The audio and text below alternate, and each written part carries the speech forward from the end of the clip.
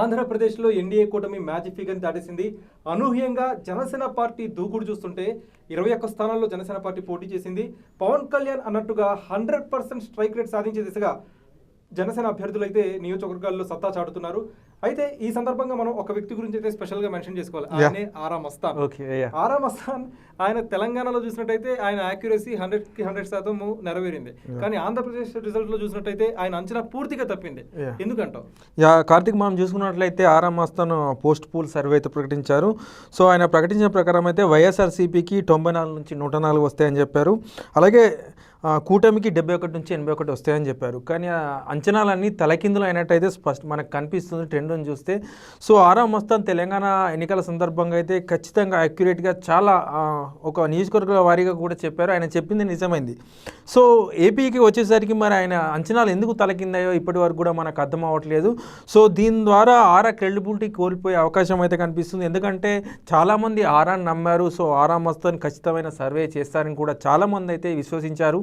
చాలామంది వైసీపీ గెలుస్తుంది, ఎందుకంటే ఆరా మస్తాన్ చాలా బాగా సర్వే చేస్తారు, ఆయన మంచి సెఫాలజిస్ట్ అని కూడా చాలామంది భావిస్తున్న నేపథ్యంలో ఆయన అంచనాలు తలకిందులు కావడం ఇక్కడ క్రెడిబిలిటీ కోల్పోయే అవకాశం అయితే కనిపిస్తుంది. ఆరా మస్తాన్ నిన్నే ఒక కామెంట్ చేశారు, నా అంచనా కనుక తప్పితే ఇంకా ఆరా మస్తాన్ అనే వ్యక్తి కనపడ్డు అని చెప్పి కామెంట్ చేశారు. సో ఈ లెక్కన ఆరా మస్తాన్ ఇంకా కనపడ్డంటావా?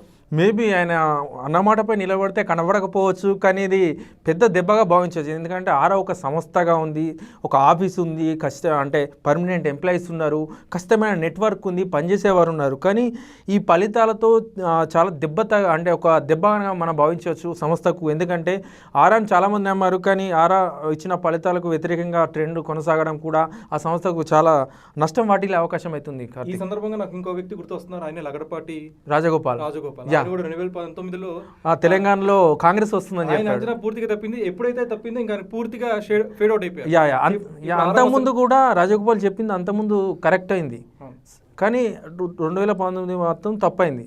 సో ఇప్పుడు కూడా ఆరా మస్తాన్ అంటే జస్ట్ 6 నెలల క్రితమే తెలంగాణ ఎన్నికలు జరగడం, అది నిజం అవ్వడం, తర్వాత ఇవి జరగడం. సో ఇది కూడా ఆరా మస్తాన్ ఆరా సంస్థ చెప్పినట్లుగా అవుతుందని చాలామంది భావించారు, కానీ ఇది అనూహ్య ఫలితాలని మనం భావించవచ్చు. సెఫాలజిస్ట్గా చెప్తే బాగుండేది, శపథాలు చేశారు అనవసరంగా. నా మాట తప్పైతే నేను కనపడ్డా అలాంటి మాటలు మాట్లాడకుండా ఉండాల్సింది. ఇప్పుడు ఆయన క్రెడిబిలిటీకే దెబ్బతినే పరిస్థితి ఎదురైంది.